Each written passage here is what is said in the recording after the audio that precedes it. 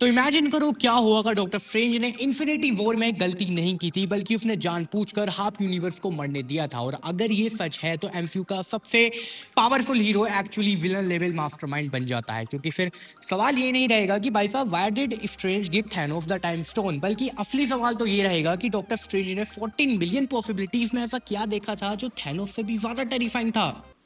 And answer could be doctor Doom.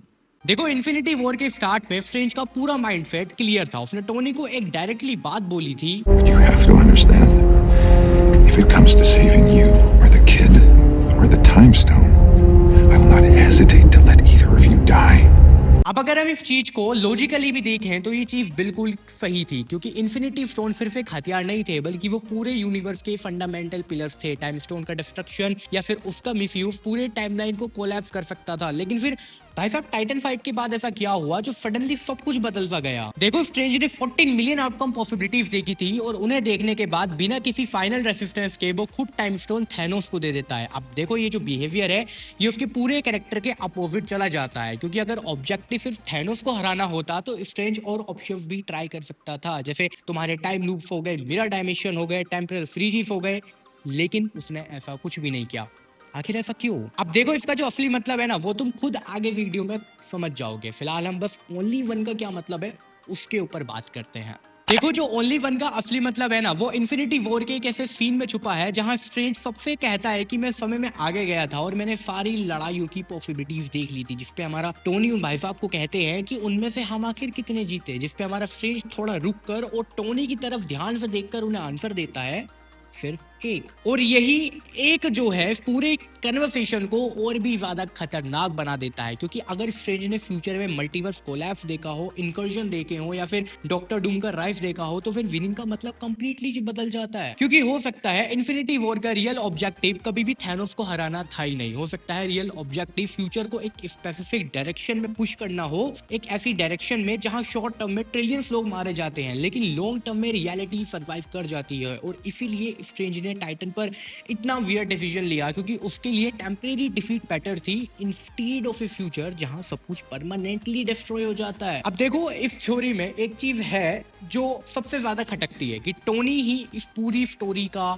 Main की point था। क्योंकि हो सकता है जहां स्ट्रेंज ने फ्यूचर में ये भी देखा हो कि भाई साहब जो हमारा टोनी है वही बंदा है जो टाइम ट्रेवल को क्रैक करता है, टोनी ही अवेंजर्स को वापस यूनाइट करता है, और टोनी ही फाइनल स्नैप करेगा, और Tony he at the end वो चेन रिएक्शन स्टार्ट करेगा जो फ्यूचर में रियलिटी को बचाएगा। और अगर टोनी टाइटन पर ही मर जाता तो शायद टाइम ट्रेवल कभी डिस्कवर होता ही नहीं, और शायद फ्यूचर कंप्लीटली एक अलग डायरेक्शन में चला जाता। और हो सकता है कि वही फ्यूचर था जहां डॉक्टर डूम एक अनबीटेबल बंदा बन जाता। अब देखो, इस थ्योरी में जो ये पार्ट है ना ये और भी ज्यादा क्रेजी लगता है, लेकिन अगर हम इसको लॉजिकली देखें तो ये काफी ज्यादा सेंस बनाता है कि आखिर क्या हुआ अगर हमारे थैनोस ने एक्सीडेंटली डूम का यूनिवर्स प्रिपेयर कर दिया हो। क्योंकि स्नैप की कॉन्सिक्वेंसेस हम सब जानते हैं कि वो भाई साहब टाइम ट्रेवल वगैरह हुआ, कॉस्मिक थ्रेड्स रिवील हुए वगैरह वगैरह। लेकिन मान लो अगर स्नैप कभी होता ही नहीं, अवेंजर्स कभी पास में टेसरेक्ट लेने नहीं जाते, जिसकी वजह से लोकी कभी मल्टीवर्स ट्रिगर नहीं करता, टीवी इवेंट्स डिफरेंटली अनफोल्ड होते, वोंडा का ट्रॉमा कभी एस्केलेट नहीं होता। मतलब मेरे कहने का तात्पर्य सिर्फ ये है कि अगर थैनोस ने अनइंटेंशनली एमसीयू को मल्टीवर्स एरा तक पुश कर दिया है और स्ट्रेंज ने ये सब देखा हो सकता है, इसलिए उसने ये सारा सैक्रिफाइस अलाउ किया। अब देखो, इन सब के बीच ना एंशिएंट वन की एक बात भी आती है जो उसने ब्रूस से कही थी कि infinity stone creates what you experience as the flow of time. मतलब स्टोन सिर्फ एक ऑब्जेक्ट नहीं थे, वो पूरी रियलिटी को स्टेबलाइज करते थे। और फिर एंड गेम के बाद मेन टाइमलाइन में स्टोन्स चले गए थे, मतलब डिस्ट्रॉय हो गए थे। और यहीं पर ये क्वेश्चन हमारे दिमाग में फुदकता है कि अगर भाई साहब हमारा फ्रेंड इतना ही इंटेलिजेंट बंदा था तो उसने स्टोन्स का डिस्ट्रक्शन अलाउ क्यों किया। अब इसका एक पॉसिबल आंसर बन के आता है कि स्टोन का सर्वाइव रहना शायद फ्यूचर में और भी ज्यादा खतरनाक हो सकता था, स्पेशली अगर डूम जैसा जीनियस मल्टीवर्सल रूलर इवेंचुअली उन तक पहुंच जाता था। क्योंकि कॉमिक्स में ऑलरेडी हम ये चीज देख चुके हैं कि भाई साहब डूम बियॉन्ड की पावर स्टील करता है, गॉड एम्परर डूम बनता है, और साथ ही साथ में एंटायर रियलिटीज को कंट्रोल भी करता है। और अगर एमसीयू डूम को कॉमिक एक्यूरेट बनाता है तो इन्फिनिटी स्टोन उसके हाथ में आना लिटरली एक पागलपन जैसा है। अब देखो, ये जो भी थ्योरीज मैंने तुम्हें बताई है ना, ये सारी theories doctor strange in the multiverse of madness के बाद और भी ज्यादा रिलायबल बन जाती हैं। क्योंकि मूवी का कोर मैसेज यही था कि डॉक्टर स्ट्रेंज खतरनाक बंदा था क्योंकि उसने डार्क होल्ड यूज किया था, इनकर्जन्स ट्रिगर किए थे, और रियलिटीज भी डिस्ट्रॉय हुई थी। मतलब एमसीयू ऑफिशियली ही कहना चाह रहा है कि डॉक्टर स्ट्रेंज कोई नॉर्मल हीरो बनता टाइप नहीं है, he is someone willing to break morality for greater good, and ये एग्जैक्टली इन्फिनिटी वॉर वाले स्ट्रेंज से मैच करता है। एंड मे बी उसने टाइटन पर ये टाइमलाइन, मतलब ये जो पूरी लिमिट थी ये क्रॉस करती थी।